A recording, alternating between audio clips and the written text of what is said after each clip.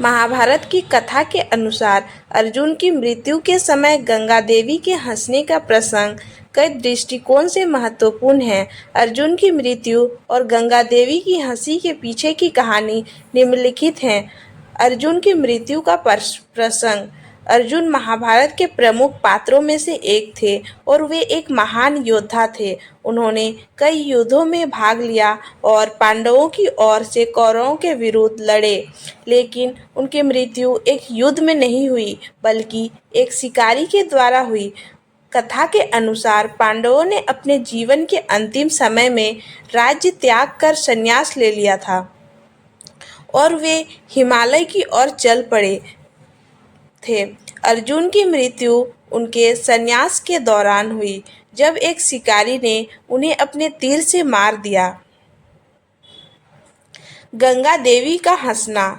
गंगा देवी, जो भीष्म पितामह की माता थीं और जो स्वयं भी एक देवी थी, अर्जुन की मृत्यु पर हंसने लगी। इसके पीछे कई कारण थे। पहला, जीवन की नश्वरता। गंगा देवी ने अर्जुन जैसे महान योद्धा की मृत्यु को देखा और यह समझा कि चाहे व्यक्ति कितना भी शक्तिशाली, वीर या महान क्यों ना हो, अंततः उसे भी मृत्यु का सामना करना पड़ता है। यह संसार अस्थायी है और किसी भी जीव को मृत्यु से नहीं बचाया जा सकता है।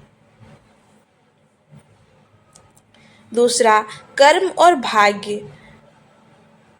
गंगा देवी ने यह भी देखा कि अर्जुन जैसे महान योद्धा, जिन्होंने इतने युद्ध जीते और जिनकी वीरता की कहानियां गाई जाती थी, उनकी मृत्यु एक साधारण शिकारी के हाथों हुई।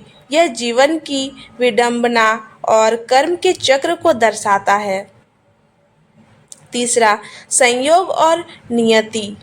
अर्जुन की मृत्यु के समय गंगा देवी का हंसना यह भी दर्शाता है कि जीवन में कई बार संयोग और नियति का भी महत्वपूर्ण स्थान होता है।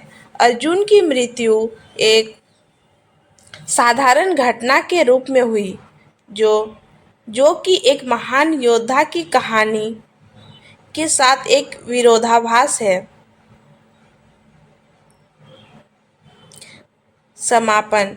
गंगा देवी का हंसना एक गहन सत्य को दर्शाता है कि चाहे व्यक्ति कितना भी महान क्यों ना हो, लेकिन जीवन की अस्थिरता और मृत्यु की अनिवार्यता से कोई नहीं बच सकता।